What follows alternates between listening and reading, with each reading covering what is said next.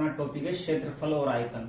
ये important topic है सभी क्लासों के लिए, 10th हो 8th हो नवोदय का कोई या कंपटीशन हो किसी भी, सभी जगह इंपॉर्टेंट है। इसी को आज अपन समझेंगे। देखो त्रिभुज जिसकी 3 भुजाएं होती है वो क्या कहलाता है? त्रिभुज कहलाता है। 1 2 3। ऐसे वर्ग, वर्ग वो होता है जिसकी चारों भुजाएं लंबाई में कैसी हो? बिल्कुल बराबर हो। फिर उसके बाद में तीसरे नंबर पर है आयत। आयत की आमने सामने की भुजाएं लंबाई में बराबर होती है और प्रत्येक कोण समकोण होता है। इसके बाद में यहां देखेंगे हम वृत्त, जो कि एक बिल्कुल एक बिंदु पर बना होता है, गोला होता है, जिसे कहते हैं वृत्त। इसके बाद में है यहाँ घन, जो अपने को एक बॉक्स की तरह दिख रहा है और लंबाई चौड़ाई ऊंचाई इसकी बिल्कुल बराबर है। इसके बाद में है जो आयताकार आकार का है, जिसमें लंबाई चौड़ाई और ऊंचाई जो है ये है एक घनाभ का चित्र है। इसके बाद में लास्ट में जो देख रहे हो आप जोकर की टोपी की तरह, ये एक शंकु का चित्र है। इसके बाद में प्यारे बच्चों त्रिभुज का परिमाप, आज अपन यही क्षेत्रफल और आयतन से टॉपिक है अपना।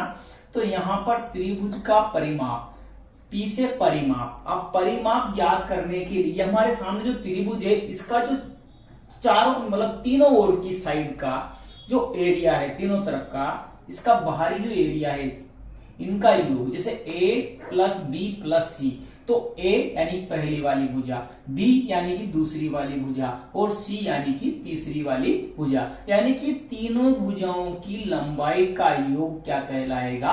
परिमाप कहलाएगा। इसके बाद में हम त्रिभुज के क्षेत्रफल की बात करें तो त्रिभुज के क्षेत्रफल में क्या है कि 1/2 इंटू आधार इंटू ऊंचाई। तो त्रिभुज का आधार कौन सा वाला है? ये वाला है, और ऊंचाई ये वाली है, ठीक है। इसके बाद में बात करेंगे अपन वर्ग की। वर्ग का परिमाप, जैसे कि आप चित्र में देख रहे हो, वर्ग का परिमाप, वर्ग के परिमाप में अपने पास 4 भुजाएं और चारों भुजाएं बिल्कुल कैसी है? एक जैसी है, समान है। तो इसका सूत्र क्या है? 4 गुना भुजा, यानी कि भुजा को 4 से गुणा करके हम परिमाप ज्ञात कर सकते हैं।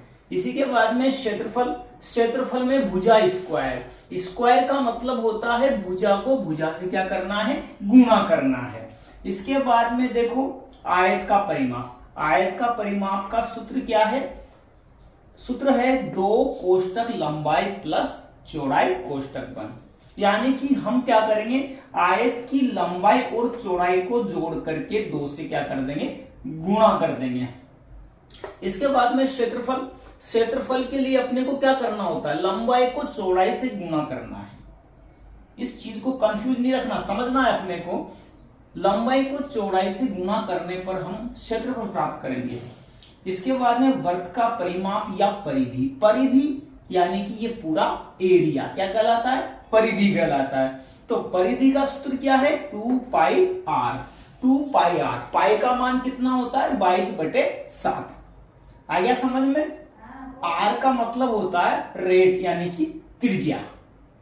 r यानी कि त्रिज्या, ठीक है। इसके बाद में यहां पर वृत्त का क्षेत्रफल, वृत्त का क्षेत्रफल का सूत्र क्या है? पाई r स्क्वायर। r का मतलब है त्रिज्या, त्रिज्या को अपन r स्क्वायर का मतलब r इंटू r, समझ में आ गया? r को 2 बार लिखना है। इसके बाद में है अपने पास घन आ गया, घन का आयतन। अब घन के आयतन के लिए अपने को क्या करना है? भुजा Q। भुजा क्यों? क्योंकि उसकी लंबाई चौड़ाई ऊंचाई बिल्कुल समान होती है, इसलिए हमें इसको यूं भी लिख सकते हैं, भुजा इंटू भुजा इंटू भुजा, 3 बार गुना करके भी लिख सकते हैं। या इसके बाद में हम बात करेंगे घन का क्षेत्रफल।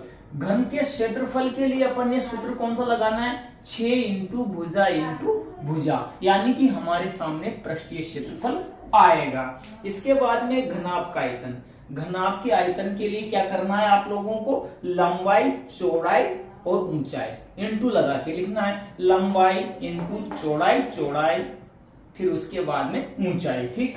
इसके बाद में इसका क्षेत्रफल, क्षेत्रफल के लिए सबसे इजी तरीका है, क्षेत्रफल में 2 कोष्टक लंबाई इंटू चौड़ाई, क्योंकि बीच में कोई चिन्ह नहीं है तो इंटू मान लेंगे इसको, है ना। लंबाई इंटू चौड़ाई प्लस चौड़ाई इंटू ऊंचाई प्लस ऊंचाई इंटू लंबाई।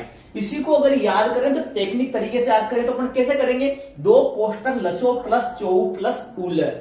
आ गया समझ में सबको, है ना, 2 कोष्टक लचो प्लस चौऊ प्लस ऊलर। इसके बाद में हम 2-4 बार बोलेंगे तो हमें ये याद हो जाएगा। इसके बाद में लास्ट अपना है शंकु का आयतन। शंकु यानी जोकर की टोपी की तरह, बिल्कुल देखा होगा आपने कीप नुमा।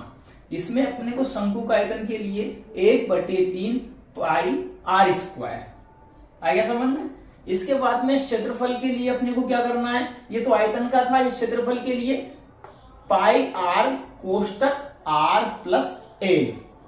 आर क्या है, त्रिज्या, और ए प्लस एल क्या है, लंबाई। ये अपने को इसमें करना है, तो कुल पृष्ठीय क्षेत्रफल हमारे सामने आ जाएगा शंकु का। तो दोस्तों आपको ये क्लास कैसी लगी हमें कमेंट करके जरूर बताएं, और हमारे वीडियो को शेयर करें, अधिक से अधिक लाइक करें और सपोर्ट करें। प्लीज सब्सक्राइब हमारे चैनल को। Thank you.